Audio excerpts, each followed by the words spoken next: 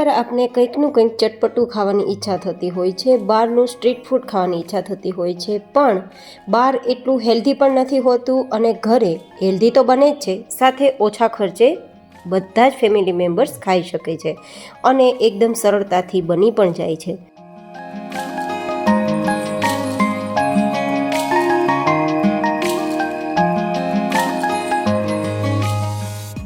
તો ચલો આજ ડિમ્પલ્સ ડિશીસમાં સુરતી પનીર ગોટાળો તૈયાર કરીશું, એ પણ એકદમ સરળ રીતે। જે કોઈ પણ વ્યક્તિ જ્યારે પહેલી જ વાર આ વેરાયટી તૈયાર કરશે તો પણ તેની એકદમ પરફેક્ટ વેરાયટી તૈયાર થશે, એ પણ ઓછા તેલમાં। તો ચલો રેસીપી શરૂ કરીએ।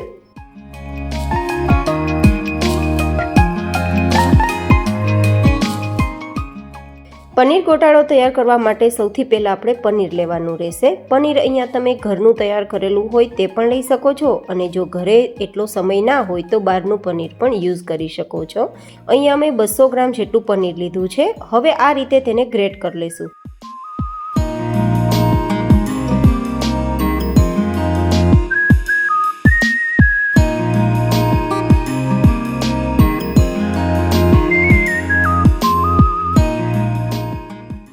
આ રીતે આપણે પનીરને ગ્રેટ કરેલું છે। પનીરમાં પ્રોટીન ભરપૂર હોય છે અને વિટામિન ડીનો ખજાનો પણ હોય છે, જેથી પનીર છે તે શરીર માટે જરૂરી છે।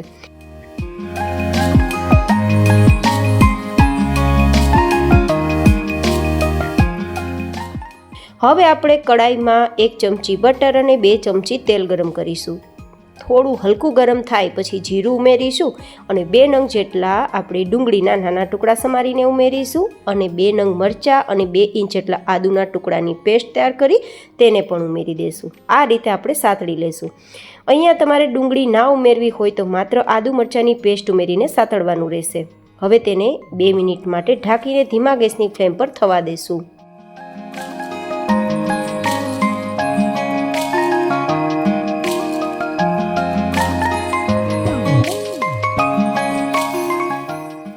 જો ડુંગળી થોડી પણ કાચી રહેશે ને તો ટેસ્ટ સારો નહીં આવે, જેથી આપણે આ રીતે સાતળવું જરૂરી છે। હવે આપણે 2 નંગ જેટલા ટમેટાના ટુકડા ઉમેરી દઈશું, થોડા લીલા ધાણા ઉમેરી સાતળી લેશું।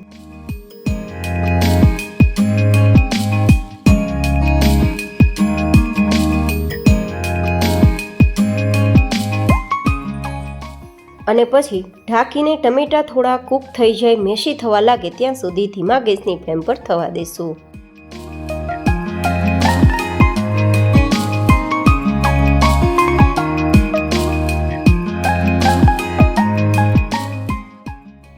તો લગભગ 1 મિનિટમાં ટમેટા સોફ્ટ થઈ ગયા છે, કારણ કે ટમેટામાં પાણી ભરપૂર હોય છે તો સોફ્ટ થતાં સમય નથી લાગતો।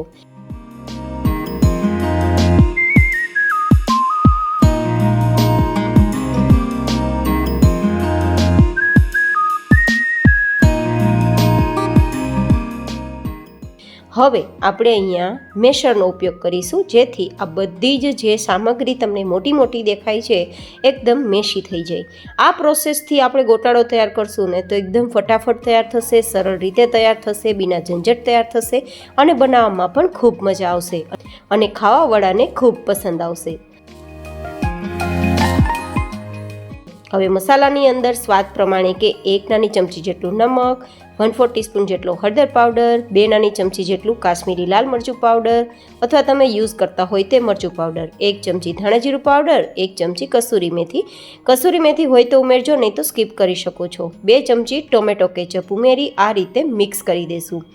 બધું જ ચલાવી દઈશું। અહીંયા તમારે ગરમ મસાલો ઉમેરવો હોય તો ઉમેરી શકો છો, જોકે બહારના પનીર ગોટાળામાં હોય જ છે, પણ હું ઉપયોગમાં નથી લેતી તો મેં નથી ઉમેર્યો।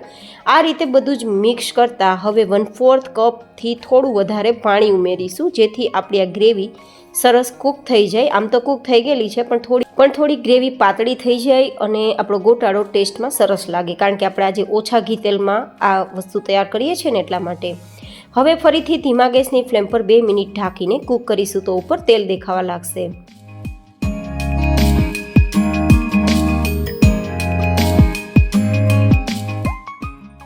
તો તમે જોઈ શકો છો 2 જ મિનિટમાં ઉપર તેલ દેખાવા લાગ્યું છે. જ્યારે કોઈ પણ સબ્જીની અંદર કે ગ્રેવીની અંદર ઉપર તેલ દેખાય ત્યારે સમજવાનું ગ્રેવી કે સબ્જી કૂક થઈ ગઈ છે, બિલકુલ કાચી નથી.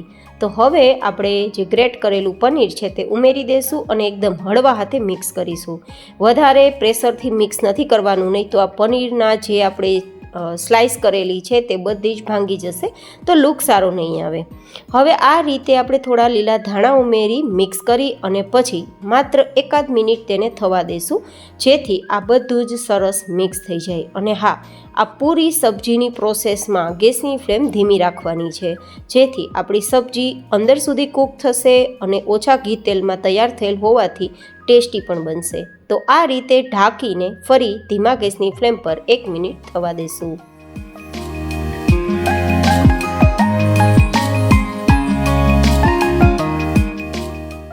એ થાય છે ત્યાં સુધીમાં આપણે પાઉંની પ્રોસેસ જોઈ લઈએ. જનરલી પનીર ગોટાળા સાથે પાઉં અથવા બ્રેડ ખાવામાં આવે છે, જે બહાર સ્ટ્રીટ ફૂડ મળે છે તેની સાથે. પણ જો કે તમે બ્રેડની જગ્યાએ પાઉંની જગ્યાએ પરાઠા અથવા રોટલી કે પૂરીનો ઉપયોગ કરી શકો છો, તમારી ચોઈસ. થોડું બટર આપણે ગરમ કરીશું અને તેમાં થોડું કાશ્મીરી મરચું ઉમેરીશું, થોડા ધાણા ઉમેરી આ રીતે મિક્સ કરી અને જે સુરતી પાઉં આવે છે, થોડા લાંબા હોય છે સુરતી પાઉં, આ રીતે તેને આ રીતે આપણે કોટ કરી અને થોડા આ રીતે બધી જ સાઈડથી આપણે શેકી લેશું, તો એકદમ સરસ ટેસ્ટ આવશે. જનરલી સુરતી પનીર ગોટાળામાં સુરતી પાઉંનો ઉપયોગ થાય છે અને આ રીતે તે લાંબા જ હોય છે, થોડા શેકેલા પણ હોય છે. તો તૈયાર છે મસાલા પાઉં.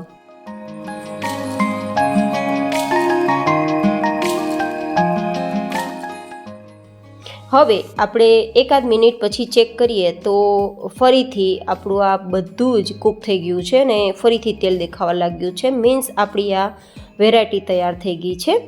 તો હવે જો તમારી ઈચ્છા હોય તો અહીંયા તમે ચીઝને ગ્રેટ કરી શકો છો. જો કે બહાર મળે છે તેમાં ચીઝ હોય જ છે, જેથી તેનું નામ પનીર ચીઝ ગોટાળો તરીકે પણ ઓળખવામાં આવે છે. તો હું અહીંયા થોડું 1 ક્યુબ ચીઝનું આ રીતે ખમણી લઉં છું, જેથી એકદમ લુક પણ સારો આવે અને ટેસ્ટ પણ સારો આવે.